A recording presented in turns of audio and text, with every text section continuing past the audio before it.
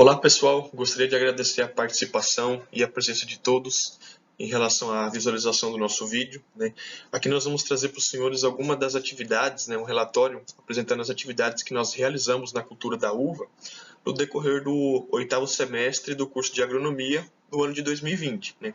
A disciplina é Fruticultura 2, ministrada pelo professor Lucas Almeida de Holanda, né? E eu vou falar em nome dos integrantes do grupo, que é quem vos fala é Adão Jacoboski, Alex Oliveira, Cristiele, Matheus Nicolau, Poliana e Tassiane.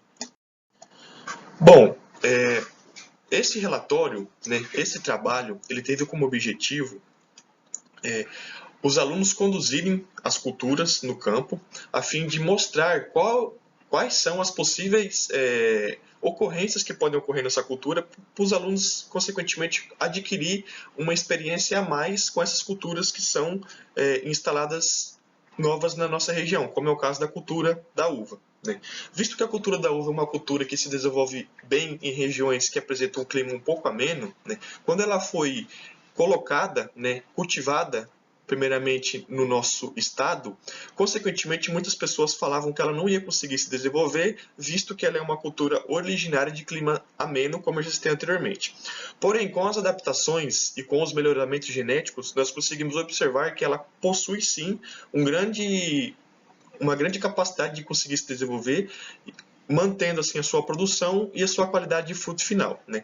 Visto isso, os professores do IF resolveram instalar essa cultura no instituto, a fim de realizar pesquisas de desenvolvimento, e o nosso grupo ficou responsável, então, por conduzir, né, e realizar os tratos culturais na cultura da uva. Né. Então, o trabalho foi realizado no Instituto Federal de Educação, Ciência e Tecnologia de Mato Grosso, campus Campo Novo do Parecis, certo? No qual a temperatura média do nosso município está em torno de 28 a 32 graus, certo? E isso é um clima totalmente diferente do que é produzido no sul, com a uva do sul, um clima um pouco mais ameno. Então, como todas as outras culturas, a cultura da uva ela também necessita de tratos culturais para estar conseguindo desenvolver e completar o seu ciclo. Né? Então, o cuidado com plantas daninhas, com pragas, né, com doenças, fornecimento de irrigação, adubação, são pontos fundamentais para fazer com que a cultura consiga expressar o seu máximo potencial produtivo. Certo? Então, ao decorrer do semestre, a ideia inicial era nós realizarmos todos esses tratos culturais a fim de proporcionar as melhores condições para fazer com que a cultura consiga desenvolver o seu máximo potencial produtivo. Através disso, quando iniciou-se as atividades, nós percebemos que na área existia uma grande infestação de plantas daninhas, certo? Então nós optamos por realizar um coroamento. Esse coroamento foi feito com a retirada das plantas, né, daninhas ao redor das plantas que eram de interesse comercial, de interesse de pesquisa. Né? Então foi realizada a capina, deixando aproximadamente 1 metro, retirando aproximadamente 1 metro ao longo da planta de interesse comercial e de pesquisa, todas as outras plantas daninhas que estavam competindo por água, luz e nutrientes. Certo? Isso foi não somente para a cultura da uva, mas também para os citros, né, para as outras culturas que também faziam parte dos outros grupos. Né? Então nós realizamos esse coroamento a fim de proporcionar as melhores condições para a cultura se desenvolver. Além disso, no coroamento, realizou-se também a distribuição de um esterco orgânico, né, para tentar fornecer aí alguns nutrientes para a cultura conseguir dar um arranque inicial, visto que já era um período ali de fevereiro, um período ali intermediário aos níveis de chuva, né? Possivelmente ali, cerca de 2 a 3 meses posteriormente já não ocorreria mais chuvas na nossa região.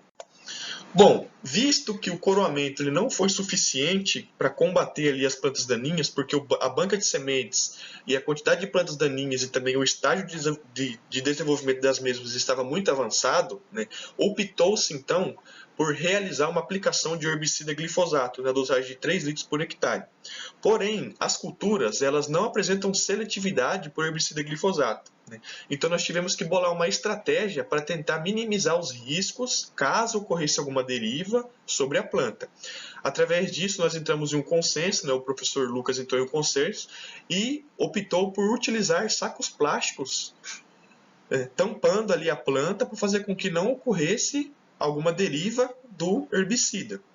Né? E isso foi muito importante porque as plantas elas apresentavam um porte um pouco baixo, e isso fez com que o saco se encaixasse certamente na planta, fazendo com que assim ela fosse protegida completamente. Né? Então nós realizamos aí a colocação do saco, né, para evitar aí possíveis derivas na planta, e posteriormente nós realizamos a aplicação do herbicida e logo no dia seguinte, pela manhã, nós retiramos os sacos das plantas para fazer com que o sol, né, a radiação solar e também a falta de oxigênio não interferisse, não causasse nenhuma injúria nas plantas que foram cobertas pelo saco plástico, né? Então essa aplicação ela se sucedeu no dia 2 de março de 2020. Né? Através disso, né, como a cultura da uva é uma cultura trepadeira, é necessário realizar o tutoramento e a poda para fazer com que ela consiga estar ali se adaptando no local que ela está sendo instalada. Né? Então o tutoramento e a poda ele foi realizado no dia 13/3, lembrando que o tutoramento e a poda ele tem que ser feito cerca de 2 a 3 vezes ao decorrer do ciclo. Né? Então a poda ela tem como finalidade estimular o crescimento. Né? Então basicamente o produtor ou o técnico responsável ele corta os galhos do lado para fazer com que a planta consiga crescer em sentido vertical, né? E através disso foi realizado também o amarramento para fazer com que os galhos não caíssem, visto que foi deixado só os galhos com sentido vertical, certo? Através disso, aqui nós temos uma imagem que mostra o sistema de condução que foi utilizado, o sistema de condução do tipo latada, que é esse que está apresentado na imagem, certo? Lá no Instituto, nós possuímos apenas uma linha de cultivo de uva, que é originário por essa linha de letra H, certo? Somente uma linha, porém, aqui na imagem existem vários pilares, né? várias estacas e vários fios de arame que fazem com que a planta consiga se desenvolver e trepar de uma melhor forma possível. Porém, lá no Instituto, é somente uma linha de pilar e também um fio de arame para estar conduzindo aí a planta ao seu desenvolvimento. Porém, o sistema de condução, de poda e condução, segue os mesmos princípios do sistema dilatado, né? Deixando um espaçamento de 2,5 metros entre os palanques e, dependendo da variedade, de 1,5 até 2 metros entre as plantas, né? Esse sistema ele tem grande importância porque facilita, posteriormente, a colheita, porque os frutos que são originados dessa planta, eles vão ficar com uma altura em torno de 1,80 m. Então vai ser muito fácil realizar a colheita por conta dessas características. Através disso, né, a cultura da uva ela também necessita de adubação durante o seu ciclo, não somente durante a realização do plantio, certo? Porque como ela é uma cultura de ciclo perene, consequentemente ela está absorvendo e produzindo. Então, necessita-se repor os nutrientes para fazer com que ela consiga desenvolver o seu ciclo e produzir a cada vez mais.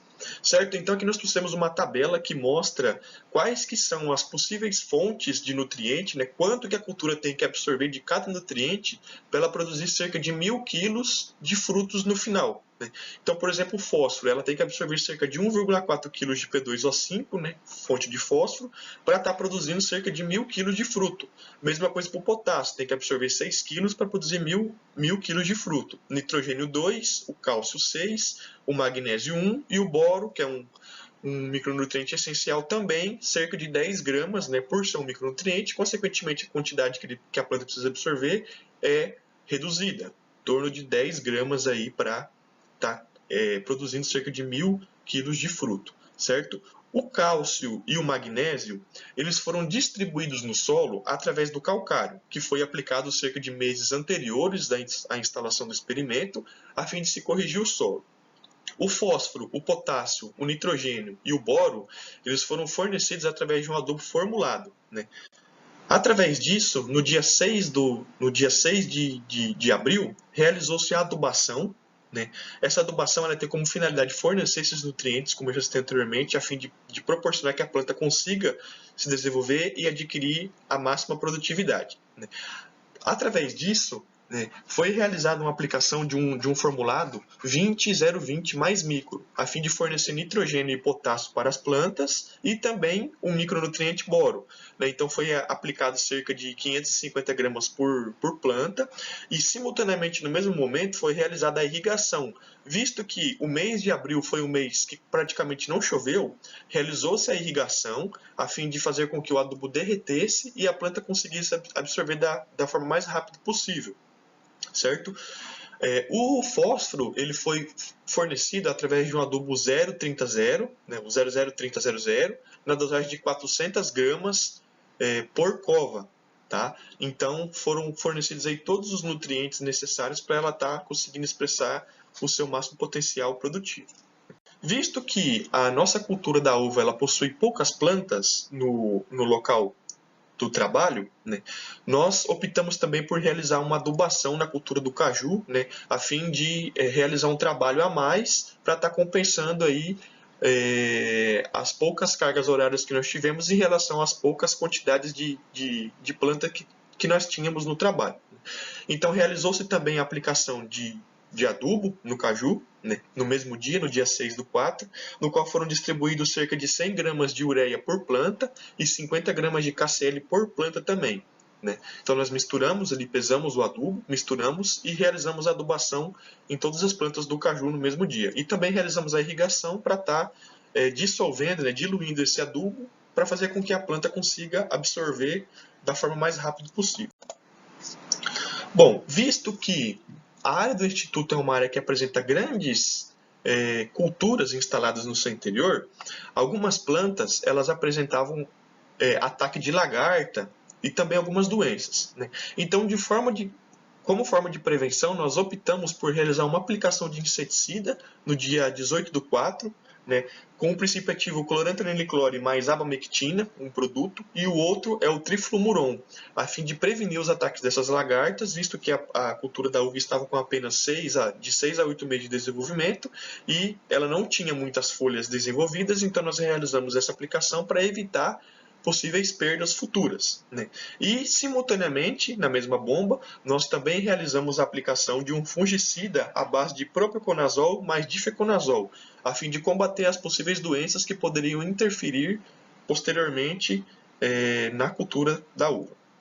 Através disso, pessoal, por conta dessa nova pandemia do coronavírus, as atividades no Instituto elas tiveram que ser diminuídas, né? Porque o número de circulação de pessoas no local tiveram que ser diminuídas. Né? Então, através disso, o orientador do professor, né, o Fernando Piazza, ele deu continuidade aos trabalhos. Né? Então, como agora, na época de final de abril, começo de maio, é um período de escassez de chuva, basicamente foi ele que realizou a irrigação, né, o condicionamento ali, o monitoramento de pragas e doenças, então foi ele que realizou por conta das aulas presenciais serem suspensas. Né? Então é isso aí, pessoal, muito obrigado pela atenção.